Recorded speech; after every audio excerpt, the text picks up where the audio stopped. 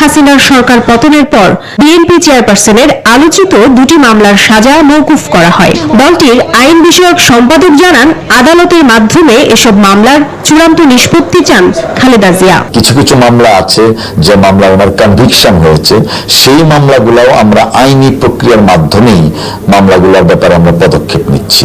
দেশনেত্রী বেগম খালেদা জিয়ার নামে কুমিল্লা মামলা হয়েছে, নাশকতার মামলা। তিনি তখন এই সরকারের বালুর ট্রাক দিয়ে তার বাসভবন এবং অফিস ঘেরাও ছিল।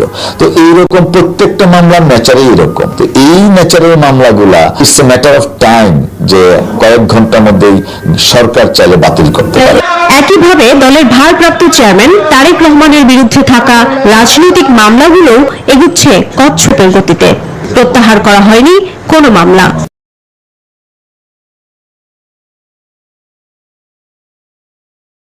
ফ্যাসিস্ট রেজিমের এই লিগেসিটা যদি এই তত্ত্বাবধায়ক সরকার বা অন্তর্বর্তীকালীন সরকারও অব্যাহত রাখে, তাহলে তো মানুষের মধ্যে একটা আস্থা অনাস্থার দোলাচল এখানে থাকছে। This government has duty bound, তারা ডিউটি বাউন্ড এই মামলাগুলো প্রত্যাহার করার জন্য।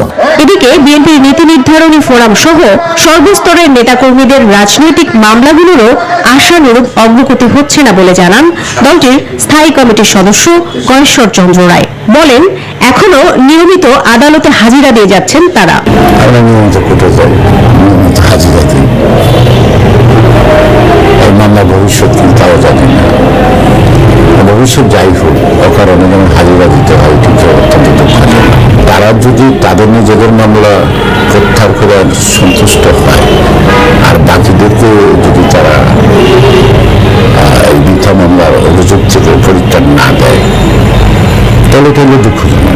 নির্বাচনের পরিবেশ ফিরিয়ে আনতে অন্তর্বর্তী সরকারকে দ্রুত রাজনৈতিক মামলা প্রত্যাহারের তাগিদ দেন বিএনপি নেতারা। মারুফা রহমান, নিউজ 24, ঢাকা।